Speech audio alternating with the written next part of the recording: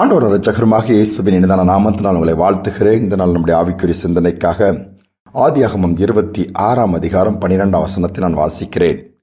ஈசாக் அந்த தேசத்திலே விதை விதைத்தான். கர்த்தர் அவனை ஆசீர்வதித்ததினால் அந்த வருஷத்தில் 100 மடங்கு பலனடைந்தான். ஈசாக்கை குறித்து இந்த இடத்திலே சொல்லப்பட்டிருக்கிறது. அவன் ஒரு தேசத்திலே போய் குடியிருக்கும் பொழுது பஞ்சம் உண்டாயிற்று என்று வேதம் சொல்லுகிறது. அங்கு விதை விதைக்கிறான்.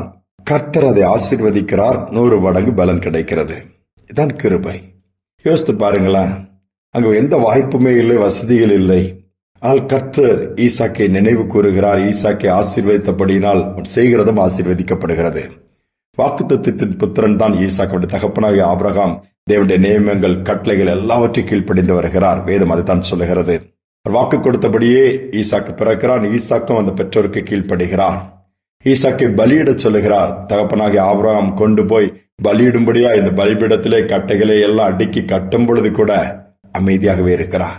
கர்த்தர் எல்லாவற்றையும் பார்க்கிறார் அல்லவா? பஞ்ச காலத்துல எப்படி விதைக்க முடியும், எப்படி அறுக்க முடியும் அந்த தேசத்தின் சூழ்நிலையெல்லாம். ஆனால் கர்த்தர் அதையும் ஆசீர்வதித்து என்ன அழகாக இது பண்ணுகிறார். அதே மட்டுமல்ல, துறவுகளை வெட்டுகிறான். தண்ணீருக்கு எதிரிகள் வந்து, சத்துருக்கள் வந்து அதை பிடுங்கிக் கொள்கிறார்கள், தூர்த்து போடுகிறார்கள். ஆனாலும் பொறுமையா இடமிட்டு அவன் தோண்டுகிற இடத்திலெல்லாம் தண்ணீர் வருகிறது. இதுதான் கர்த்தர் கொடுக்கிற ஆசீர்வாதம். இன்னொரு வார்த்தையில் சொல்ல போனால் கர்த்தர் கொடுக்கிற கிருபை. ஆண்டவர் அந்த கிருபை நம்ம மேல் வைத்திருந்தால் நிச்சயமாக நாம் எந்த சூழ்நிலை எங்கு காரியங்கள் செய்தாலும், காலம் இரவாக இருக்கலாம், பகலாக இருக்கலாம், கோடை காலமாக இருக்கலாம், எதுவாக இருந்தாலும் காலங்கள் ஒரு பொருட்டல்ல. கர்த்தருடைய ஆசீர்வாதம் அங்கு விளங்கும். நன்மை கர்த்தர் கட்டளையிடுவார். இதைத்தான் வேதம் சொல்லுகிறது. காற்று இல்லை, மேகம் இல்லை, மழை இல்லை, ஆனாலும் தண்ணீரை கர்த்தர் வர வைக்க முடியும். நம்முடைய தேவன் பெரியவர். அவரால் கூடாத காரியம் ஒன்றுமே இல்லையே. உங்க வாழ்க்கையை யோசித்து பாருங்க. இன்னைக்கு ஒருவேளை எதை செய்தாலும் நஷ்டம், எதை செய்தாலும் ஏமாற்றம், எதை செய்தாலும் தோல்வி, மனஸ்தாபம் சொல்றீங்களா? கர்த்தருடைய கண்களில் கிருபை கிடைக்கும்படியாய் அவரை சார்ந்து கொள்ளுங்கள். அவருடைய வார்த்தைக்கு கீழ்ப்படியுங்கள். உங்களை முழுவதும் அர்ப்பணித்து பாருங்கள். என் தேவன் நடத்த ஆரம்பிப்பார். அந்த நடத்தல் ஆச்சரியமாக இருக்கும். கொரோனா நாட்கள் அது. ஒரு அருமையான தம்பிக்கு வேலை இல்லை, வேலை தேடுறான். எங்கேயா போய் கிடைக்கும்னு சொன்னார். ஒரு கம்பெனியில வேலை கிடைத்து விட்டது. ஆனால் அவன் நேரில் போனோம், போய் எப்படிலாம் இன்டர்வியூ அட்டன், எல்லா இடத்துலையும் லாக்டவுனு வந்தால் எப்படி போவது? என்ன மற்றவங்களாம் வேலை செய்யறவங்க ஒர்க் ஃப்ரம் ஹோம்னு சொல்லி ஒரு முறை நேரில் போய் அந்த லேப்டாப் எல்லாம் வாங்கி எல்லாம் செய்யணும்.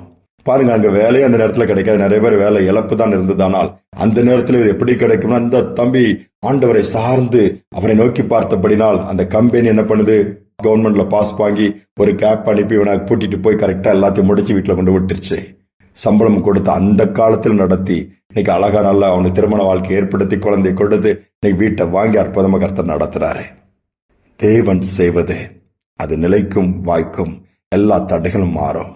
நம்முடைய வாழ்க்கை இன்னைக்கு ஆண்டர் கையில கொடுத்து பார்ப்போமே. இன்னைக்கு ஆண்டர்கிட்ட கேட்ப, எங்களுக்கு கிருபை தாங்கப்பா, நடத்துங்கப்பா. சூழ்நிலை எதிராக இருக்கலாம், எதுவுமே சாதகமாக இல்லாமல் இருக்கலாம், எல்லா வாசல்களும் அடைப்பட்டிருக்கலாம். கர்த்தருடைய கண்களில் கிருபை கிடைச்சிச்சுன்னா எல்லாமே திறந்துரும், எல்லாமே நன்மையாய் மாறிடும். ஜெபிப்பு. மாண்பின் தகப்பனே, இந்த புதிய நாளை கொடுத்திருக்கேன். அதற்காக ஸ்தோத்திரம். இந்த காலை நேரத்தில் நம்முடைய சமூகத்தில் வந்திருக்கிறோம்ப்பா. ஈசாக்கை நீர் நினைவு கூர்ந்தீர். ஈசாக்கை நீர் ஆசீர்வதித்து, அதுவும் பஞ்ச நாட்கள்ல கூட அவன் விதை விதைத்த காலத்தில் கூட அந்த வருஷத்துல 100 மடங்கு பலன் கொடுத்திருக்கிறீங்கப்பா. எவ்வளவு பெரிய பாக்கியம். துறவுகள் வெட்டும் பொழுதெல்லாம் தண்ணீர் கண்டது. அதே வண்ணமாய் அதிகமாய் பிரயாசப்படுகிறோம், ஒன்றுமே எங்களுக்கு கிடைக்கவில்லை, எல்லாம் வீணாய் விருதாவாக போகிறது என்று சொல்லி புலம்புகிற பிள்ளைகள் ஒருவன் இந்த செய்தியை கேட்க நேரலாம். என் ஆண்டவனுக்கு இறங்கி பிரயாசத்துக்கு பிரதிபலனை கொடுங்கப்பா. கிரியைகளுக்கு தக்க பலனை கொடுங்க. சோர்வுகளை எடுத்து போடுங்க. ஒரு புது நம்பிக்கை உண்டாகட்டும்பா. உண்மையே நோக்கி பார்க்க உதவி செய்யும். இந்த நாளிலிருந்து ஈசாக்கின் தேவன் ஒவ்வொரு பிள்ளைகளின் நினைவு கூர்ந்து அற்புதங்களை செய்யுங்க. தடைகளை மாற்றுங்க. எல்லா சத்துருவின் கைகளுக்கு தப்பி ஒரு இடத்துல நிலைநிறுத்துங்கப்பா. செய்வதற்காக நன்றி தாழ்த்தி ஒப்புக் கொடுக்கிறேன்.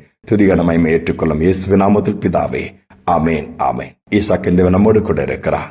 நாம் செய்கிறதை வாய்க்க பண்ணுவார். நாம் அவரை சார்ந்து கொள்வோம். இந்த சிந்தனையோடு இந்த நாளை தொடர்வோம். மீண்டுமாய் நாளை தினம் சந்திப்போம்.